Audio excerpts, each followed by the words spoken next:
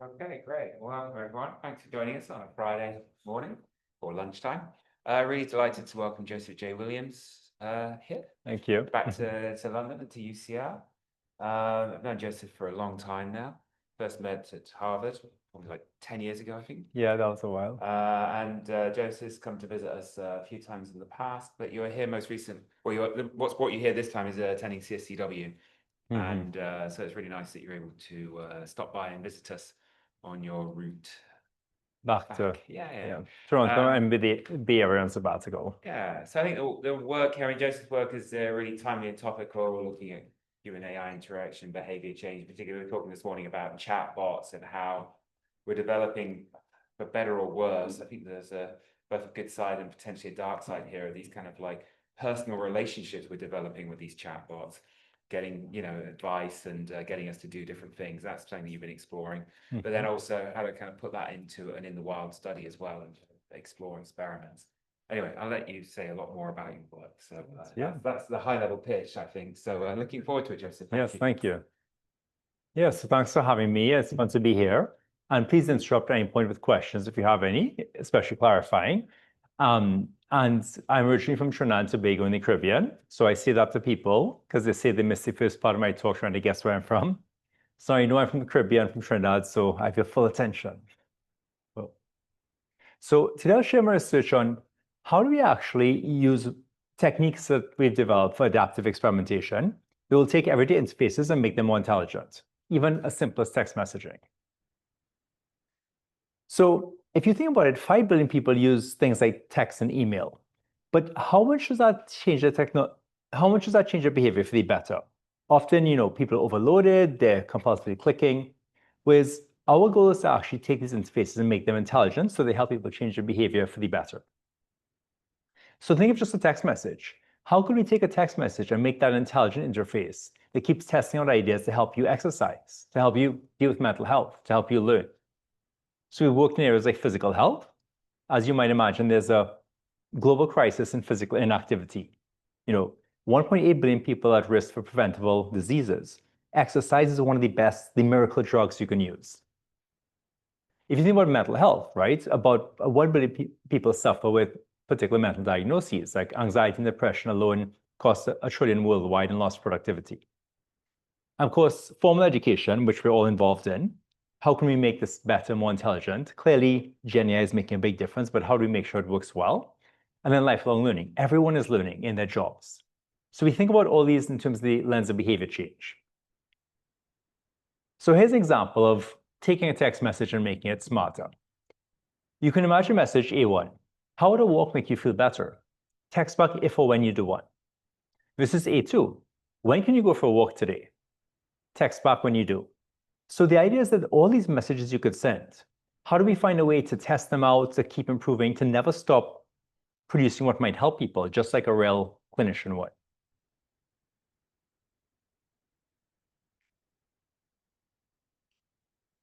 So here's a demonstration of how we use adaptive experiments to turn that text message into an intelligent agent.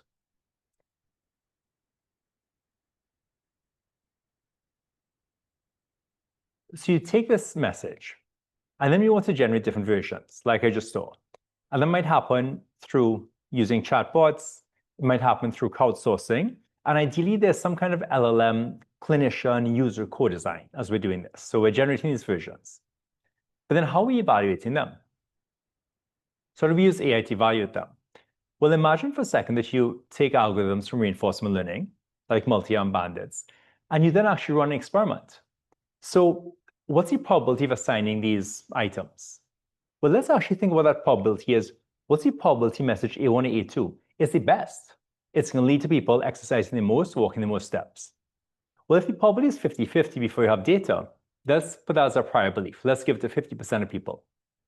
But let's say you collect data from 20 people, and you have some evidence that A2 is making people walk more steps. So you might have a Bayesian statistical model that estimates there's a 70% chance that A2 is better than A1. So what do you do with that? Well, let's actually adapt. Let's assign 70% of people A2 and 30% A1. Does that make sense to people? So we apply these algorithms, we develop new algorithms that basically solve this problem. What's the probability we're assigning options so we can help people more quickly? but also potentially test more ideas scientifically. So this single text message is generating versions, figuring out which ones work, and constantly experimenting. I think that constant experimentation is a key part that goes beyond how we often see experiments being used. As we see that A2 is looking good and A1 isn't, why don't we add a third version in through crowdsourcing, through LLMs? And then we might say, well, that new version, maybe there's a 40% chance if we encode people's beliefs that it's the best. So now you can see we drop A1 to 5% assignment, 5% chance is best. A2 is at 55, looks most promising, and now A3 is at 40. So do you see how we're able to constantly experiment and test ideas, just like a real clinician might? And over time, as you get more and more data, maybe this will converge to giving A3 more often, 73%, and maybe eventually actually to one version being given all the time. But I actually think that we never should stop there. I think that as much as we can, we should keep experimenting, adding versions so we can get better over time. Now, there's one other thing I think that's really key that I do in my research program for adaptive experiments. And that's actually thinking, well, as we're experimenting, we have a great opportunity, right? Let's actually discover what might be best for subgroups of people. So let's say for green, it's people who exercise a lot. Orange is people who don't. Maybe actually message A1 is better for those high exercisers. There's a 55% chance it's best. And maybe for the orange, message A2 is better. There's a 70% chance it's better. And so what that means as we're gathering data is that we can actually personalize by experimenting on these different tracks and maybe tend towards giving A1 to people in one group and A2 to people in another group. So this is probably the key point of this talk.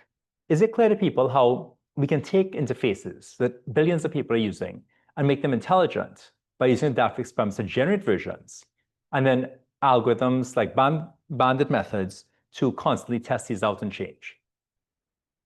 And of course, there are lots of details about how we calculate the probabilities and how we build these systems for mental health and education. But do people get the kind of big vision? Yeah, great. So this approach that we've instantiated I see as the promise of AI-driven experimentation.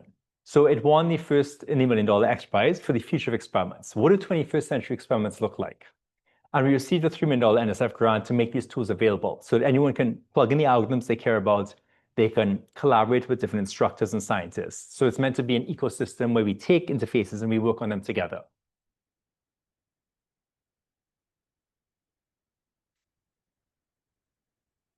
So let me give some context about how adaptive experimentation goes beyond the kind of work we've seen in the past. So what are the limitations of A/B testing? I mean, tech giants make tons of money off them. And then scientists use A/B experiments, randomized controlled trials, but then controlled lab settings. So A/B testing seems simple, but some of them are so badly designed, you'd be embarrassed to report them. Others win Nobel Prizes. And since 2005,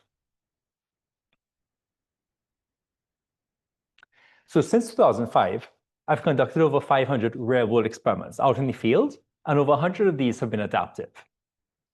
And my goal is to kind of go beyond blue versus red buttons to make money, to bring in scientific research into the real world. How do we use rigorous methods to impact learning, mental health, and exercise? The kind of challenge I've seen is that it's slow for data to help users and inform the next experiment. How can we build intelligent interfaces using those classical techniques instead of what I showed earlier, constant addition and testing?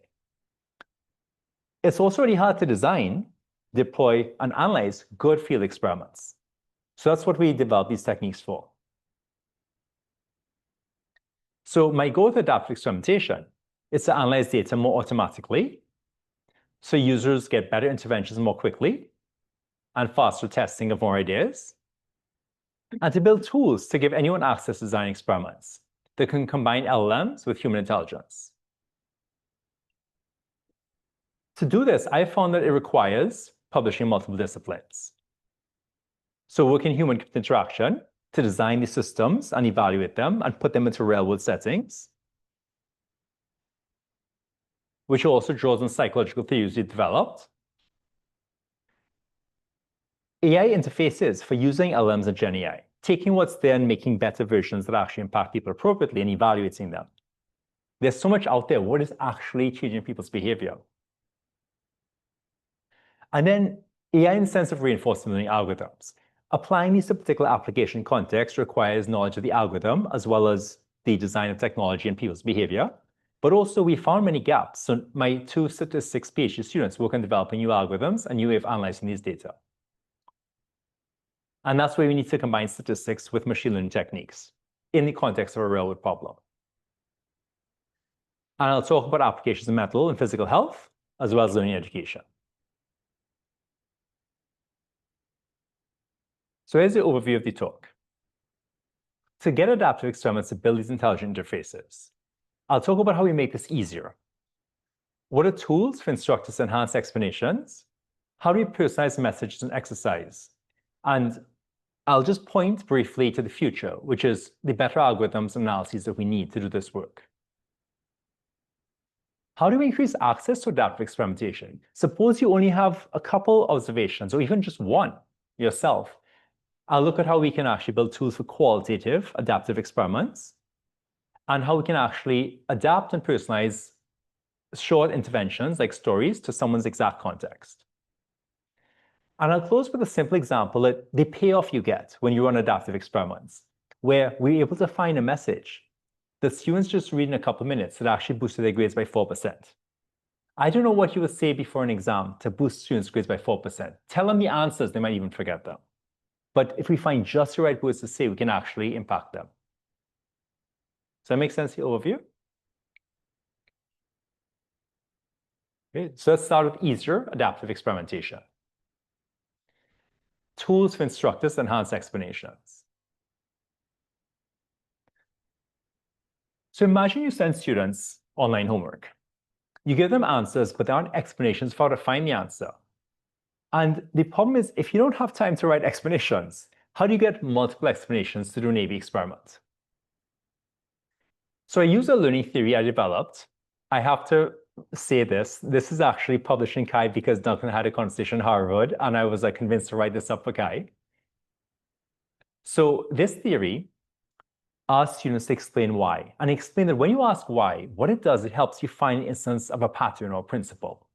So if this helps you explain and learn, we could actually ask students to explain, and then it benefits them, but also the explanation can now be added as a new version. So now you see we have a technique using crowdsourcing for adding explanations continuously. But how do we evaluate these? That's where adaptive experimentation can be useful. So here's an example of how this kind of algorithm works. It's a basic fundamental form of reinforcement learning called Bandit algorithm, and it's posterior or Thompson sampling. So you automatically analyze data. And here's the key part. Let's assign an action, an intervention, like a text message, proportional to the probability that message gives the best outcome. They walk more steps, or the user finds the explanation helpful, as I mentioned earlier. So again, the traditional experiment you can think of as a prior belief. There's a 50-50 chance it helps. But once you get data and you have evidence, well, you should change your probabilities of something being optimal. Let's also change your probability of assigning. So we're using the data to help people. And we're also taking out less promising ideas so we can test better ones. So what you're seeing here is now there might be a 30% chance A1 is best, gives explanations people find helpful, versus a 70% chance of A2. You might collect even more data from 40 or 50 people. Now there's a 20% chance versus 80. So I think you all see now how we're kind of modifying it over time.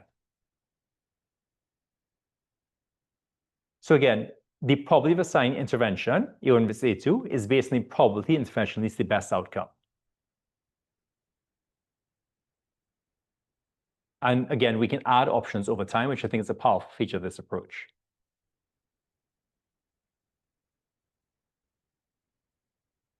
So here's the technical details. So this algorithm is driven by a Bayesian model. So it's called a Beta-Bernoulli Bayesian model. And just start with two arms, right? A binary reward or outcome. Two explanations. Yes, it's good, or no, it's not.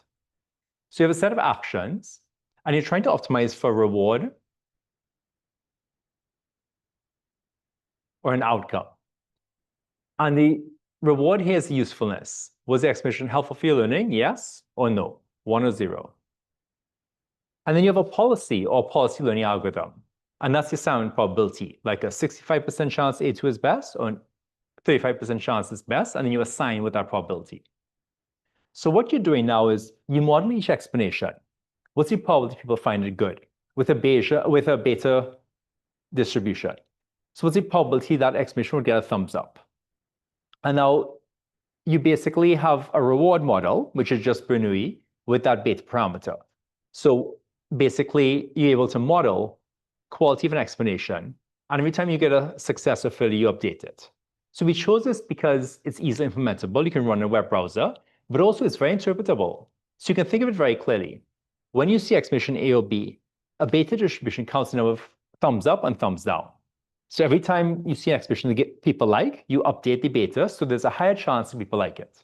And so it's very quickly updating, but in a way that instructors or other people can understand. Here's the data the algorithm is using. Does that make sense? And if you forget the technical details, it's just one way of computing the probability. This is the best option, and updating it over time.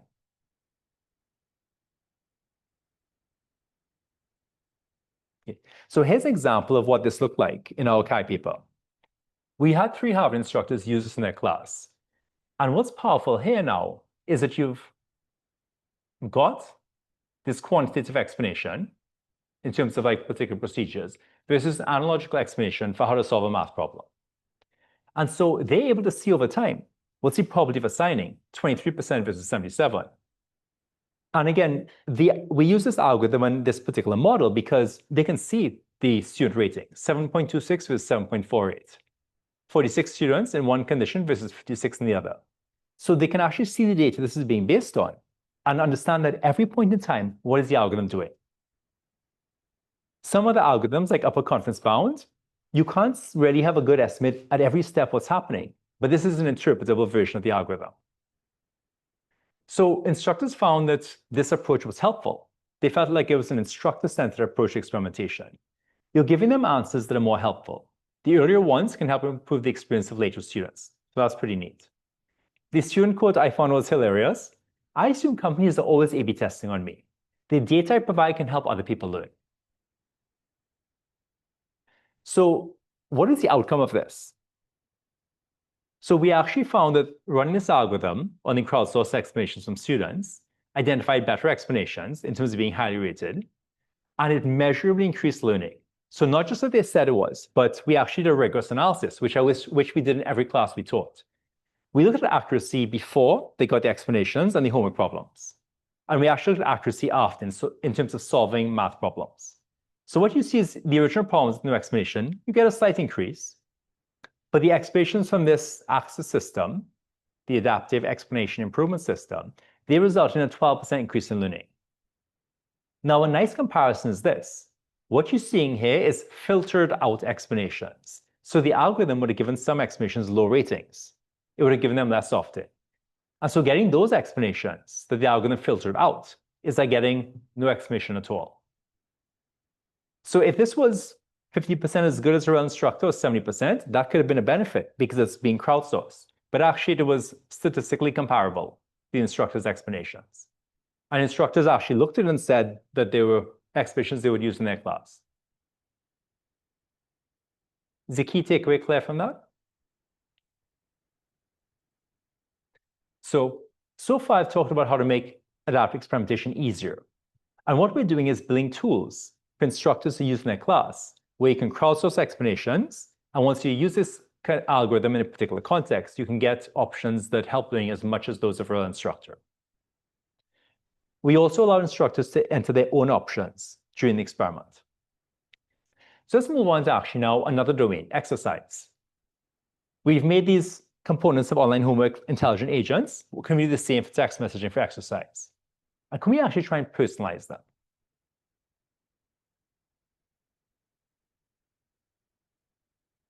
So the key question here is, how can adaptive experiments help personalize interventions to subgroups?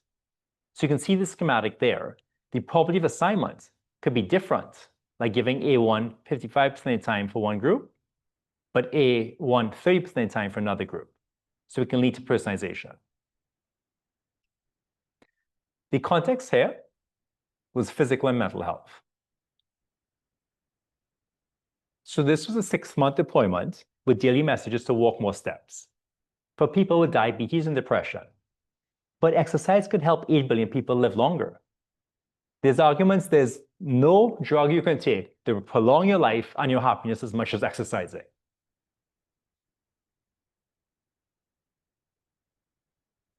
So the idea here is we want to understand, could different interventions or messages help different people? So think of like message A1, which focuses on benefit based on the Combe behavioral model. Doing more physical activity can help reduce feelings of fatigue. A2, self-efficacy. You've made changes to improve your health before, you can do it again. And think of the orange group as low activity, or not walking a lot of steps, and the green is high activity.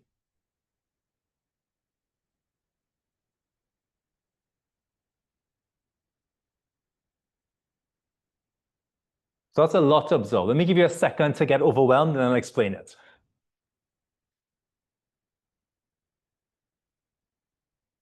So what's happening with the vertical axis? That's a reward outcome, walking more steps. And A2 is the second message in red, A1. Now, if you look at the first graph, this is all users. And A2 is better than A1 on average. It's giving you more steps. So let's just stop, right? Give everyone A2. This is where adaptive experiment is important because we wouldn't stop. We would keep collecting data. And that could allow us to actually discover something subtle. Which message is better for the green group? High activity. It's actually the opposite. A1 message is better for that green group. But the opposite is true for the orange group. So now what's going on here? The green group is a statistical minority. So what happens to a statistical minority in this setting? They end up being hurt because what's best on average is not best for them. And this is the benefit of an adaptive experiment. We can change the properties separately for different groups. So then we can actually give one group message is best versus the other. I also want to emphasize this problem is actually worse with qualitative data. Have you ever taught and students complain about one option and so you did another? What about all the students who might have benefited from an alternative? Experiments at least allow us to quantify this. So what's the algorithm we're using here? It's called contextual Thompson sampling. And the simple way of thinking about it is the probably best intervention now depends on a subgroup, low versus high activity, or some other feature. For those who want the technical details, that's the algorithm. And basically, it's doing a Bayesian linear regression. We use normal inverse gamma priors, which are analogous to rich regression, so it's a penalty to simplify. But the basic idea is we're trying to fit terms for what's the effect of each message, A1 versus A2. And then what are the interactions with particular features, like low or high activity? And then that allows us to actually now get uncertainty in the Bayesian linear regression, which allows us then estimate the probability that one option, A, is better for one group or not. We actually included a range of contextual variables as this algorithm was running. So what's the payoff? How much does this actually help at all? So we actually found that adapting messages led to more steps being walked. So we had a meta-experiment here. The control arm, where people simply got a message once a week checking in with them, they only walked 25 more steps by the end of the 6-month period. The random arm, where they got it with equal probability, also walked about 25 more steps. But now the adaptive arm, where we change the probability of assignment and shows what is best on average as well as trying to personalize, walked 600 more steps on average. So it's statistically significant. So is it clear the main takeaway from this particular section in terms of how adaptive experimentation can help us actually personalize and increase this kind of real-world impact, like people with diabetes and depression, walking up to 600 more steps? You could compute the impact on their long-term lifespan or health with that. So in terms of future work, I can discuss this more in the question period, and this is a whole other talk that I give in statistics and machine learning. But we actually need better algorithms and we need better statistical analyses. So the problem is that when you actually run a lot of these algorithms initially, they lead to false positives, believing things are better when they're not. They also reduce statistical power to detect an effect. So you need many more samples.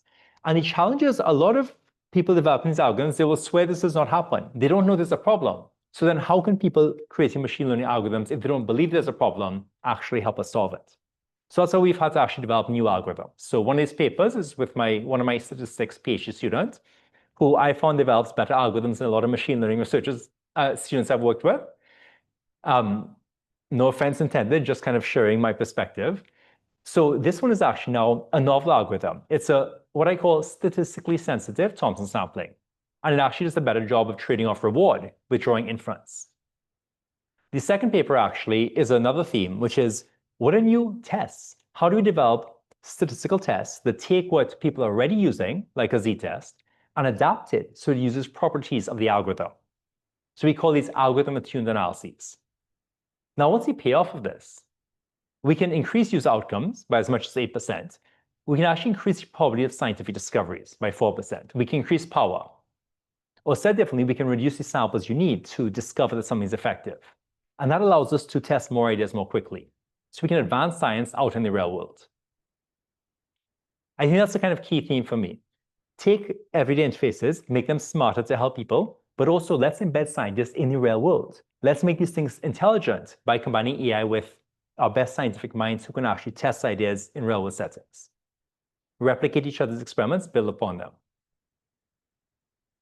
Is it clear how this work can help us advance science as well as practice through better algorithms and analyses? I would love for other researchers to one-up us. Show us how you can develop better algorithms to solve these problems.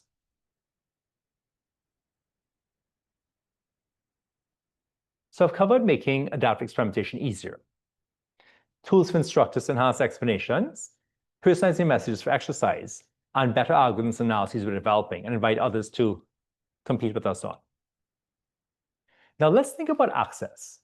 When you walk away from this talk, how could you do some kind of adaptive experiments, even if you don't have thousands of people? I'm going to talk now about a system we built, interfaces to GenAI, that help you with qualitative experimentation, qualitative adaptive experiments.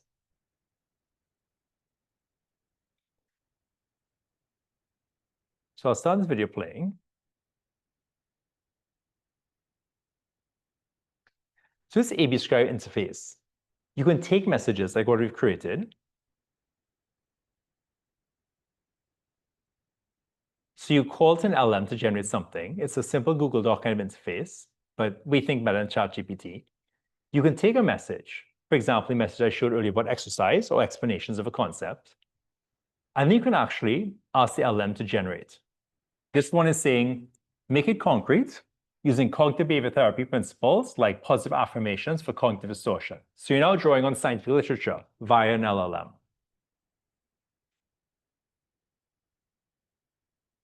So that generates an alternative version. And now what you're able to do is compare them side by side and then write your own version of this.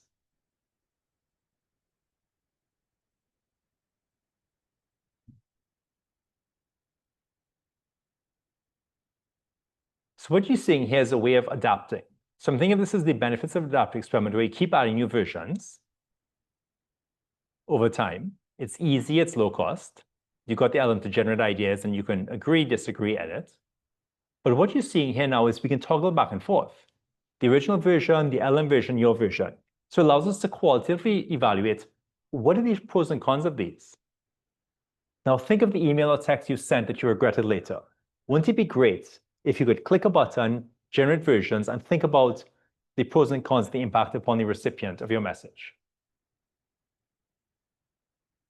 You can also show these to other people and get the input in a qualitative study. One thing the interface does, as you can see, is encourage you to take what you're doing and break into pieces. More fine-grained kind of experimenting with parts of actually what you're writing. People write ChatGPT emails all the time, but what if you actually, in the context of it, breaking pieces apart and seeing how they fit together? So that's why I think this is adapting and also experimenting. So does this really add much beyond ChatGPT? Well, one advantage is when you use an LM modifier like make this message more sensitive to cognitive behavioral therapy principles, it then actually shows up in the interface. You can reapply it in other contexts. So it's capturing your knowledge in a form the LM can help you. So we found that AV Scribe was more usable and better for editing than the ChatGPT interface. So you're seeing usability scores there. And in particular, we can break it up. They found that basically it was better for creating versions that were surprisingly different, they diverged, that had higher quality, and they were close to what they wanted to see. And they really appreciated that they could reuse the AI LM instructions. Like they would tell it, make this more assertive, and they could reuse that in different contexts. So it helped with co-design.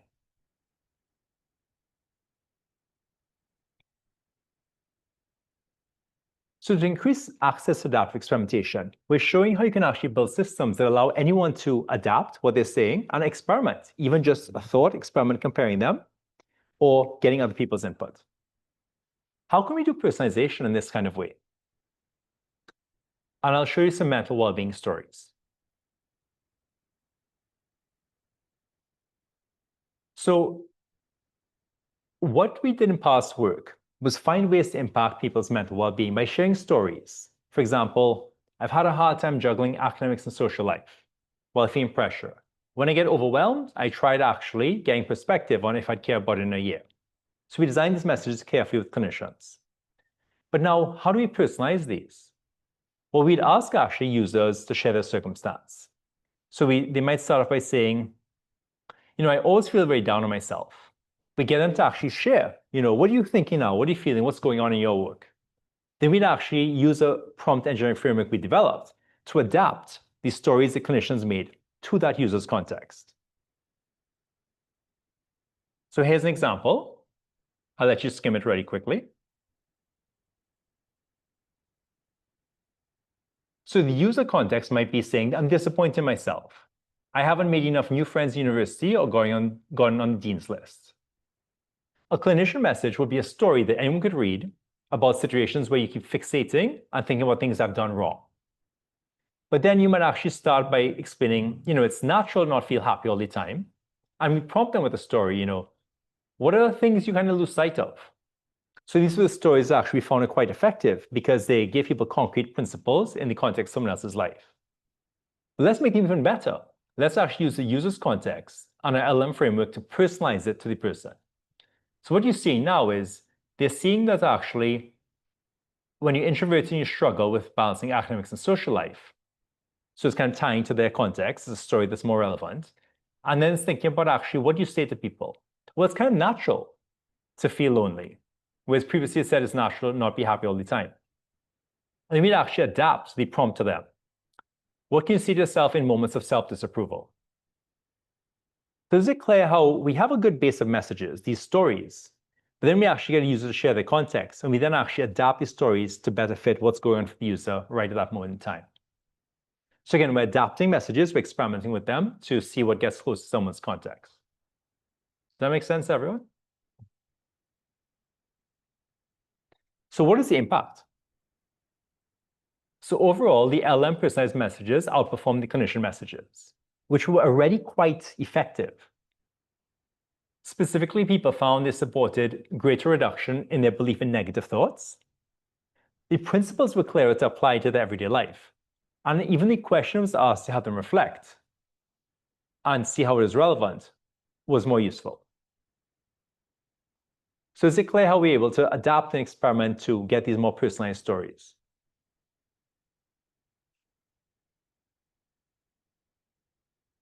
So let's move on from these personalized stories and kind of ask, so what's the impact of this kind of adaptive experimentation? What's the payoff?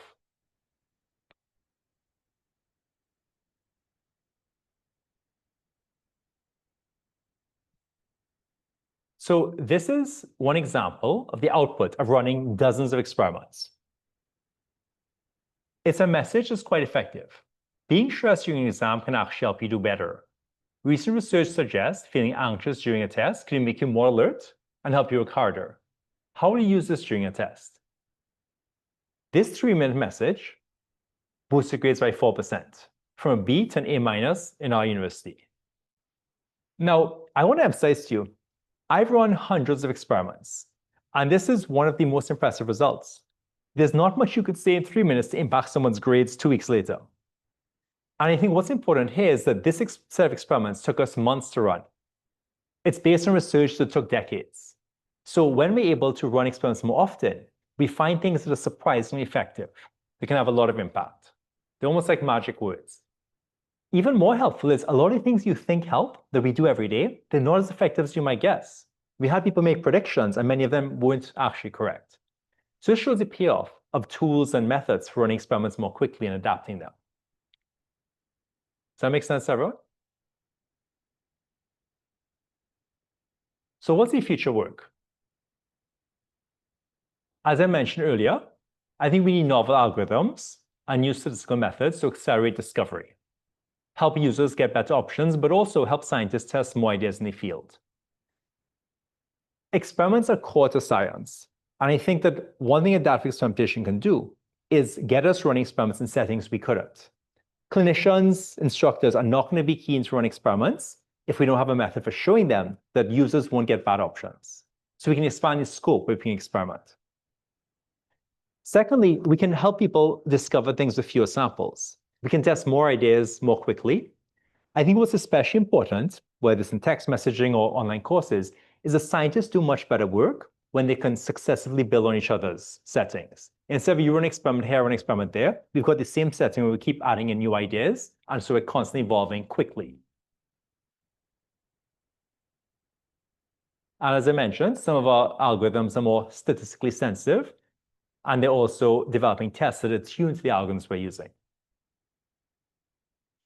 I think a profound direction that I think everyone who touches a chatbot should be aware of is experimenting on prompt engineering. When you define a prompt, you're defining in some way the way people interact with the LLM. You're defining a chatbot. And so one example is for a mental wellbeing chatbot, even back in 2022, we ran a series of experiments where we would vary things like telling a chatbot to be a coach versus act like a therapist when people are stressed. And we tested many other factors. Now, why I think this is so powerful is that how do you do prompt engineering right now? Let's be honest, you try some things, you think they work.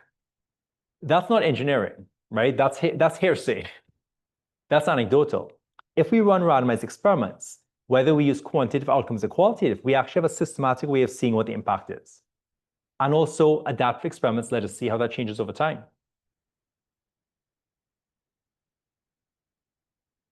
Finally, social media has so much negative impact on people, young people, other people. You can scroll and not feel good about it. How can we have social media for social good? I presented examples of things, stories for mental health, messages to exercise, explanations of concepts.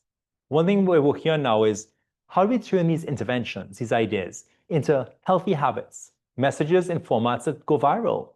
Wouldn't it be great if you're dying to share with your friend, here's a message about being less stressed. Send it to me next time you actually stressed, and you watch this video, send it back to me. So you're kind of sharing things back and forth and connecting with each other around social media for social good. Think of the impact that could have if we can map science to these real-world settings.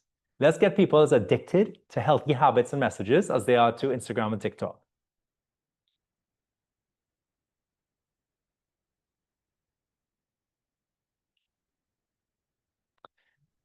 So what do you all find most interesting about this talk? What's the thing you're going to take away from this or share with someone else?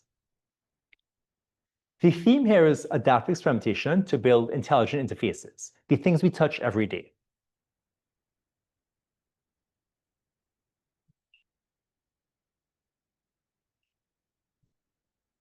So we want to make adaptive experimentation easier.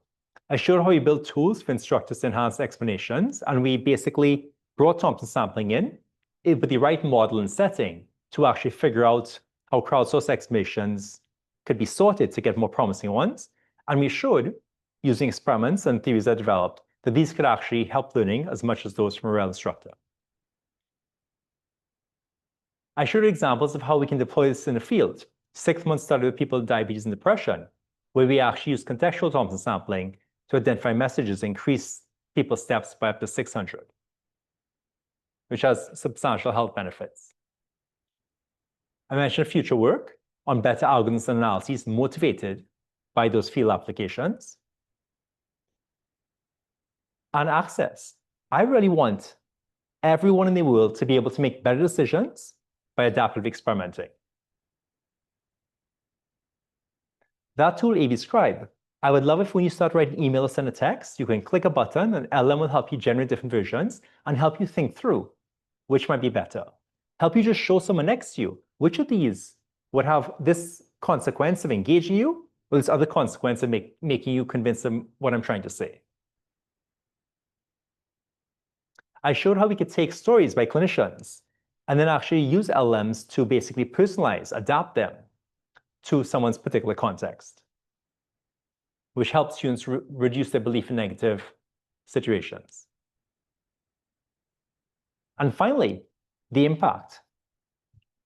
Let's spend months or even weeks figuring out how to help students deal with stress so it doesn't hold them back, but they're actually able to perform and show what they know. And let's discover that in months versus years or decades. So I'm going to prompt you all and give you 10 seconds. What of that was most interesting to you? What would you share with someone else about how we can use adaptive experimentation in everyday interfaces?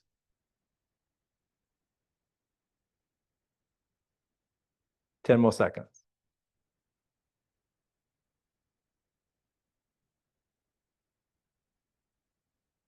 Now you all have a great answer, so I'll end it. Thanks so much for your attention.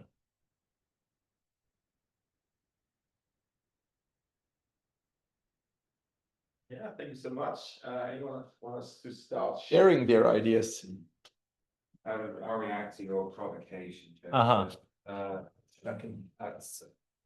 That's nice. I mean, yeah, what you're describing is a framework to make a methodological framework and tools that, if directed in the right direction, can make the world a happier, better place. But isn't this the reality? Is that these platforms and services have used these kind of tools and approaches, but in a capitalist structure to make a crap load of money.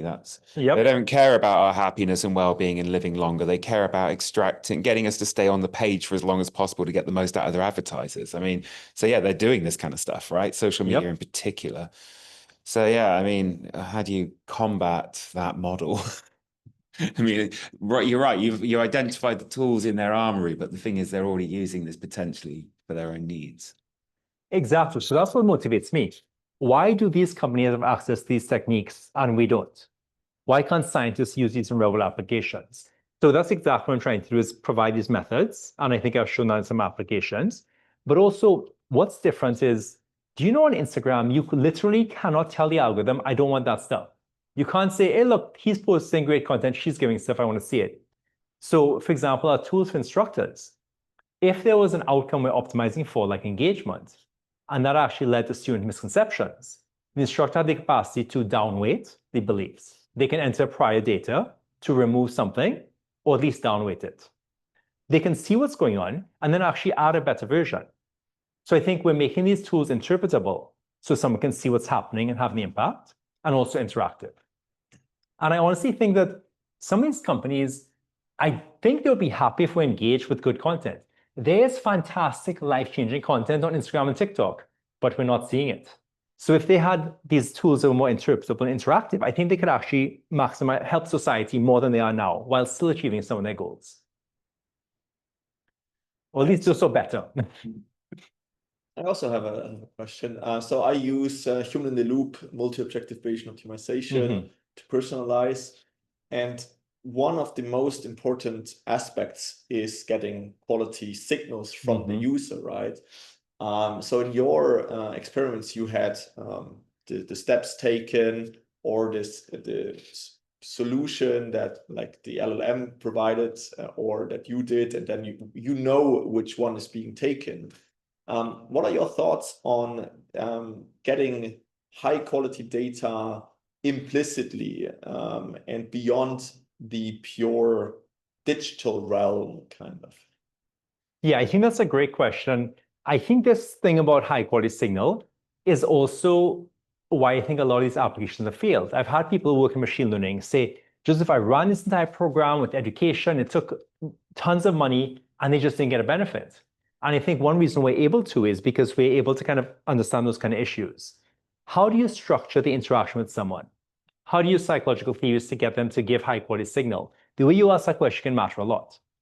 So to give one example, one of my students has a AAA HCOM paper where basically when people don't respond to a message, does that mean they didn't see it? Does that mean they liked it and they don't want to complain? Does that mean they hate it and can't be bothered? So we'd actually echo back to them. You didn't respond, so we think, based on your past behavior, that this is a 3 out of 5, or this is a 5 out of 5.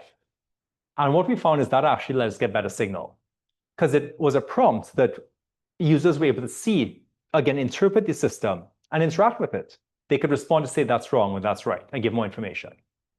So that's one kind of technique that we've been using. I can share this as well.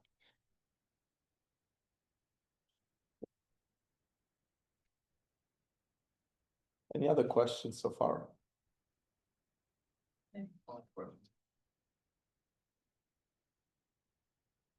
Yeah, it's a really interesting proposal.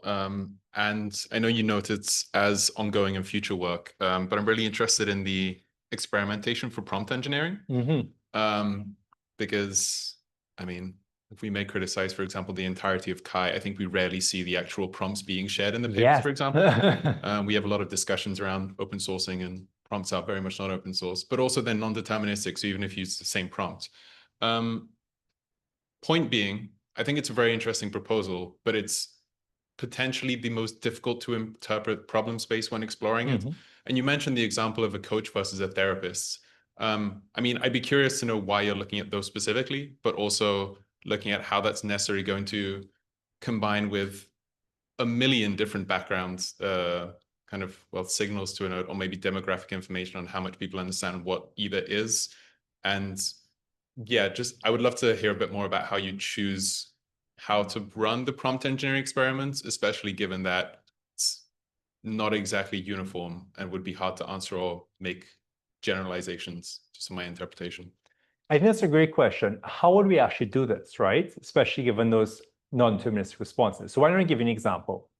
So that example was where there was a short interaction with a chatbot where someone comes in, they're stressed, just like I showed in section 2.2, and the chatbot is meant to give them support. Now, the default, right, is what ChatGPT does. So we worked with clinical psychologists to design different versions. So we actually ran 3 experiments at once. It's called a factorial. You could call it a super experiment, which many people believe you cannot do, but the statisticians, including myself, who do work in adaptive experimentation, show in what settings you can. So one variation was act like a coach, a therapist, a careful listener. Another one said, ask lots of questions versus B2, give some suggestions versus B3, try and be an empathetic listener. Then there's a third factor. So what we do is we randomize people to those. And then we can use a combination of lab studies like online mechanical Turk, crowd workers, and also studies with particular populations. And so we look at 2 things. We look at quantitative measures. And again, this is where I think there's a good intersection between machine learning and human interaction psychology. The way you ask a question, it can be profound, right? To be honest, the way we ask questions every day is not that effective. There's a reason we have scientific psychology to show us the things we're asking that are actually not that reliable. So we come up with a lot of quantitative measures based on that and see how the therapist versus coach impacts people's sense of feeling heard, whether there's a reduction in belief in negative thoughts. But also, we have a fantastic amount of qualitative data. Different people are interacting, and we can actually then see the stream of what's happening and under what settings they go down particular paths that are helpful versus not. I think that what you said about the non-deterministic nature is great. These are exactly what these methods are designed for. Experiments are valuable because often there's so much variation. And the techniques we've used for studying human beings, social behavioral science, randomized experiments, are fantastic to apply now to LLMs because they've got a lot of the same variability. But my concern is if you apply techniques, for example, from reinforcement learning that work for games, physics, robotics, they have a very different statistical structure. So my voice might kind of be led astray.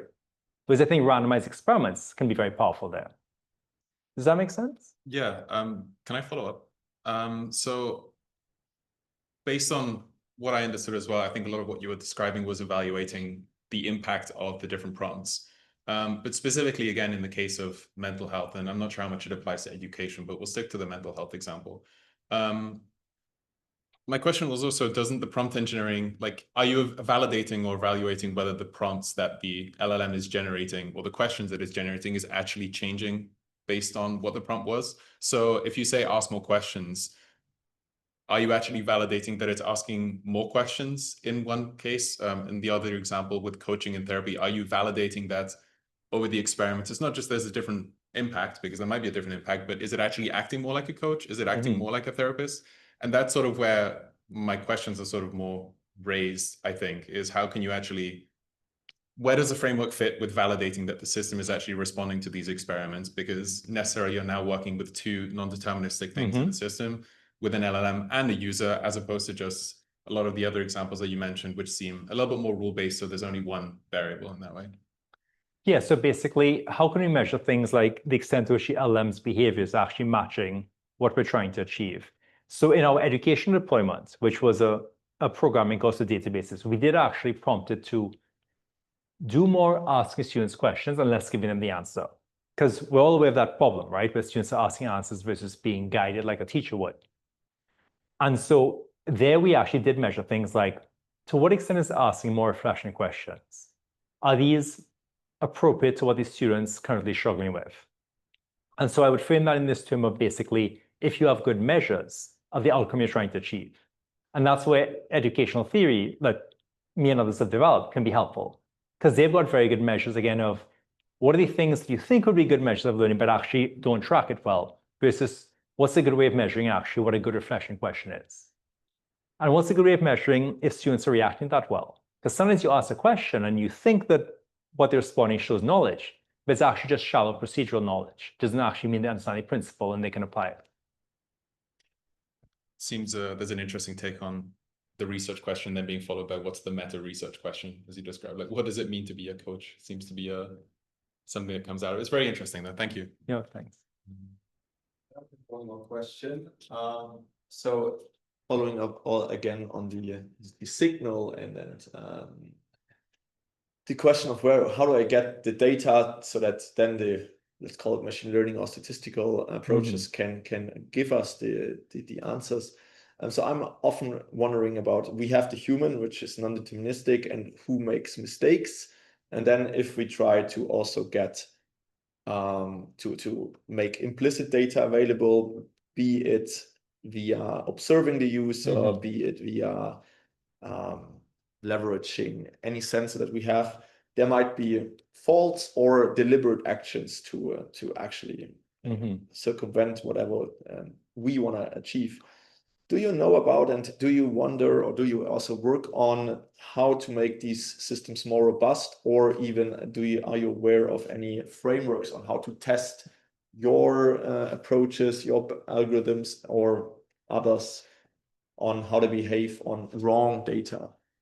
And so if I can echo back the question, I think you're saying, what if the data you're getting about the outcome or the reward that you're maximizing for learning, for engagement, is misleading? Yeah. What do you do in that setting? Yeah. So I've only really scratched the surface of maybe 10 aspects of that experimentation that we work on.